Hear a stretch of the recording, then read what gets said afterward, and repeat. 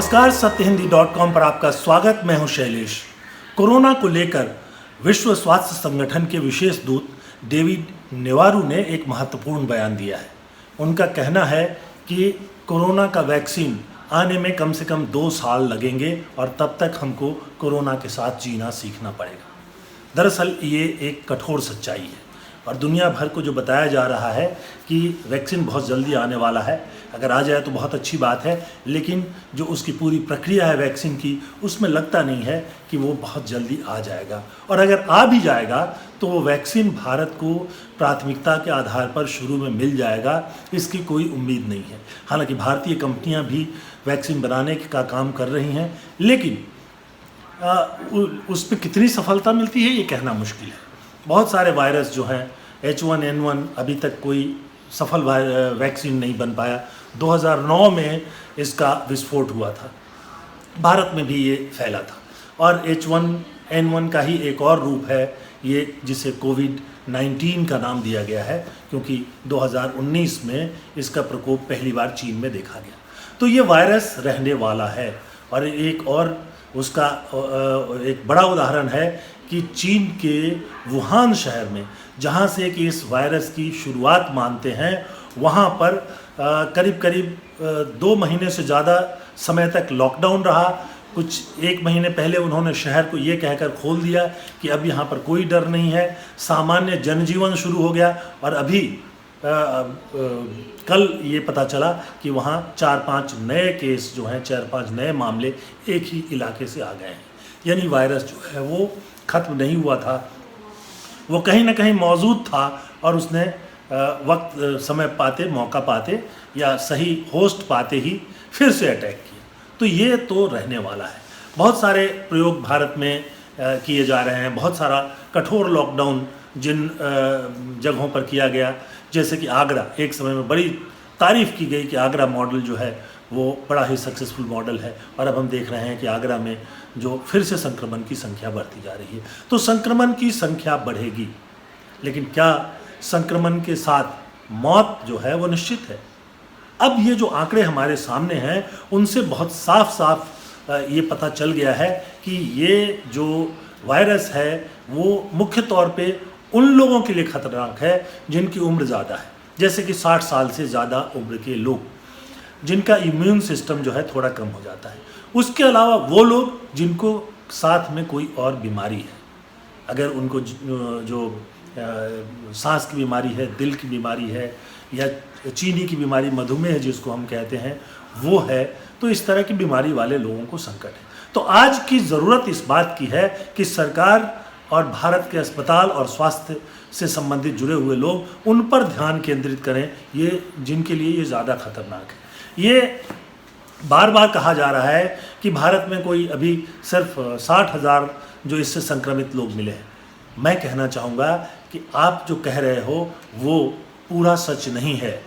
60,000 तो वो लोग हैं जिनके संक्रमण जिनकी जांच की गई और जांच के बाद उनमें संक्रमण के लक्षण मिले।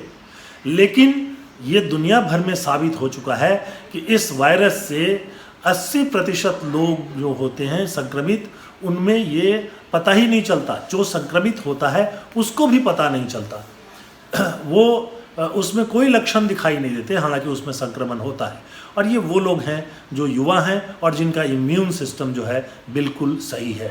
तो ये साबित हो गया है। तो इसलिए सिर्फ 60,000 तो वो आंकड़े हैं जिनकी टेस्ट के बाद जिनमें संक्रमण मिला, जिनका टेस्ट ही नहीं हुआ।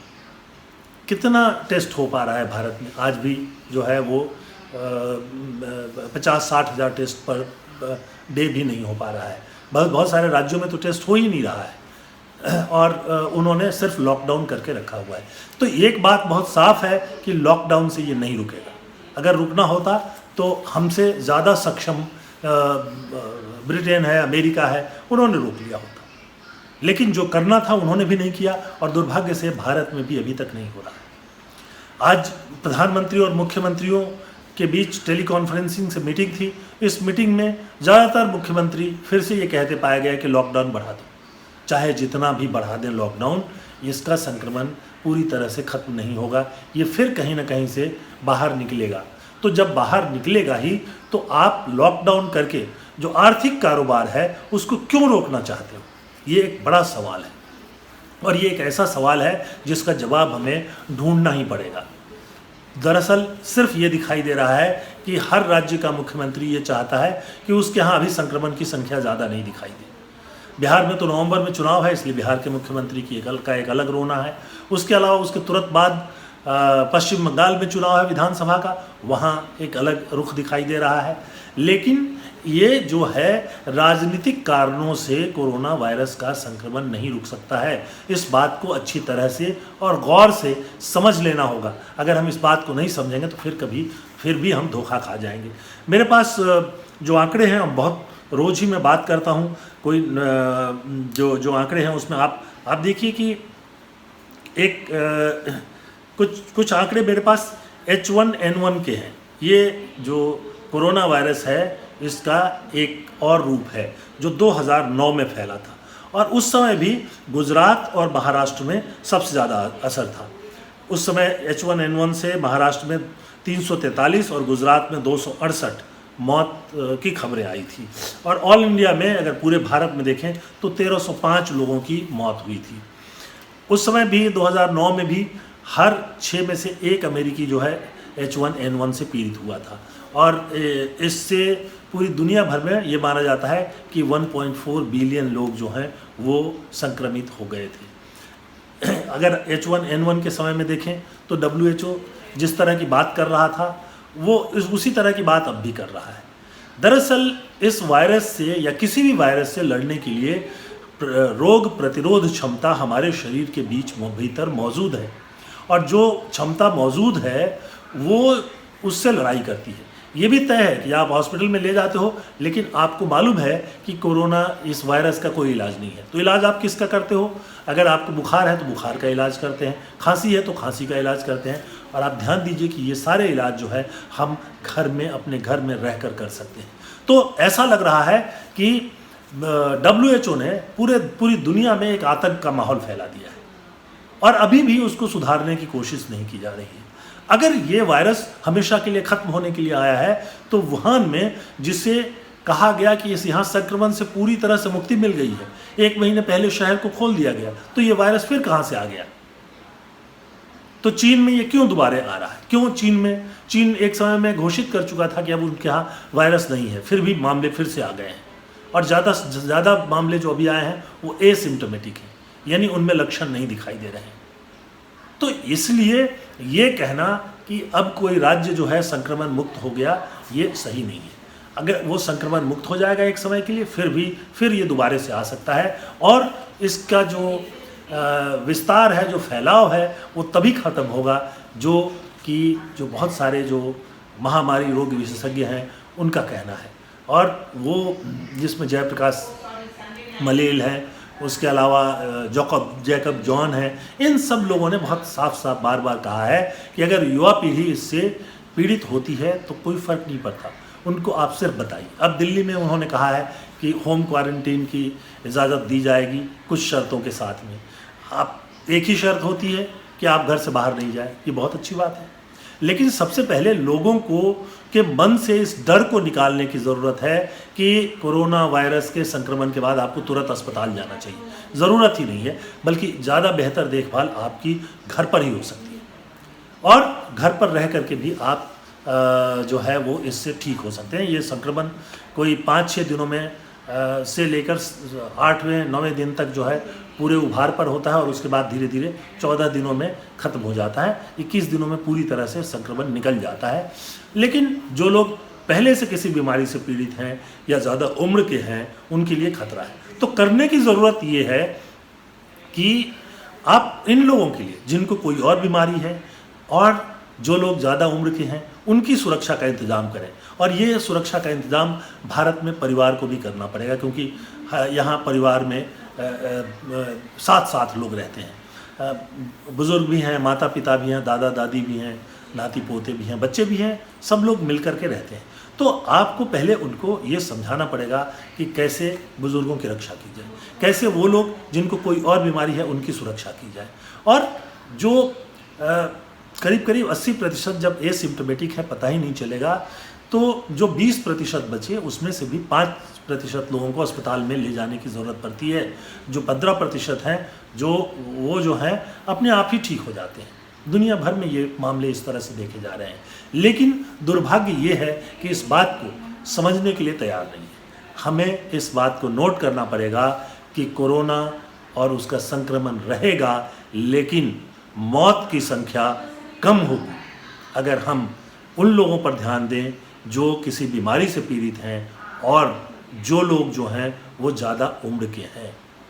तो संक्रमण तो मौतों की संख्या हम घटा लेंगे और यही सरकार की और हमारी सफलता होगी। उद्योगों को रोकने से, वहाँ मजदूरों को जाने से रोकने से, या इस बात से डरने से कि संक्रमण ज़्यादा फैल जाएगा तो क्या होगा, ये इससे कोई हल नहीं निकलने वाला। और लोगों को पहले एजुकेट करने के लिए, उनके भीतर से डर को निकालने के लिए सबसे ज़रूरी कदम उठाने की ज़रूरत है। उनको बताने की ज़रूरत है कि आप घर में स्वस्थ हो सकते हो। मामूली दवाइयाँ, जैसे बुखार उतारने की जो दवाइयाँ, गोलियाँ होती हैं, पैरासीटामॉल, हम कोई डॉक्टर के पास नहीं जाते हैं, वैसे ही ले लेते हैं। जब कभी इन्फ्लुएंजा हो जाता है या ठंड के दिनों में जब ठंड पड़ता है। दरअसल ये जो वायरस है ये फ्लू का ही एक रूप है। जो हम कहते हैं ठंड में सर्दी जुकाम हो जाना, उसी तरह का वायरस है, उसी परिवार का एक ऐसा वायरस है जो थोड़ा ज़्यादा संक्रमण फैला रहा है। और WHO ने और मीडिया ने मिल करके आतंक फैला दिया है। वो ऐसा ये आतंकित कर रहे हैं कि जैसे सब कुछ खत्म होने वाला है, दुनिया खत्म होने वाली है। ऐसा नहीं है। दुनिया के विशेषज्ञ जो हैं उनकी राय को देखिए, और हर आदमी कहने लगा है कि ये करीब 60-70% को इसका संक्रमण हो जाएगा, उसके बाद इसका प्रकोप रुक जाएगा, उसके बाद भी संक्रमण होता रहेगा लेकिन कम होगा। तो दो तरह से रोग प्रतिरोध किया जाता है। एक, अगर वैक्सीन मिल जाए तो वैक्सीन के जरिए, वो है नहीं। तो दूसरा, हमारे शरीर में जो रोगों से लड़ने की क्षमता है उसको विकसित किया जाए, और यही ज़रूरी है। बहुत सारी चीज़ें इसके लिए होती हैं, साधारण सी चीज़ें हैं। आप विटामिन डी की कमी से लड़ने के लिए रोज़ अगर आधे घंटे धूप में बैठें तो उससे काम हो जाता है। अगर विटामिन सी की कमी है तो नींबू या संतरा या मौसमी जैसे फल खा सकते हैं, इससे हो जाता है। बहुत सारी हमारी साग सब्जियां इन सब चीज़ों में है। तो विशेषज्ञों की राय को मानिए। और जो भारत में दिखाई दे रहा है वो कोरोना संक्रमण के नाम पर राजनीति ज़्यादा हो रही है, और दुर्भाग्य यह है कि ये सारी राजनीति वो लोग कर रहे हैं जो सत्ता में बैठे हैं, जो देश में सरकार चला रहे हैं और जो राज्यों में सरकार चला रहे हैं, और इससे कोरोना नहीं भागेगा। आज के अंक में बस इतना ही। आपको हमारा ये विश्लेषण कैसा लगा हमें ज़रूर बताइएगा। आप satyhindi.com पर लॉगिन करके अपनी राय हमें दे सकते हैं। इसके अलावा आप ट्विटर, फेसबुक और यूट्यूब पर भी हमसे जुड़ सकते हैं। दूसरे सोशल मीडिया पर भी हम हैं। और इसके अलावा मैं सिर्फ एक अनुरोध करना चाहूँगा कि डिस्क्लेमर इस वीडियो के बाद आपको मिलेगा या फिर हमारे वेबसाइट पर मिलेगा। वहाँ पर आप जाकर उस बटन को दबाएं। हम आपको बताएंगे कि आप सत्य हिंदी से और करीब से कैसे जुड़ सकते हैं। तो आज के लिए बस इतना ही। बहुत बहुत धन्यवाद। नमस्कार। सत्य हिंदी के और वीडियोस को देखने के लिए हमारे YouTube चैनल को सब्सक्राइब करें और सीधे नोटिफिकेशन पाने के लिए बेल आइकन दबाएं।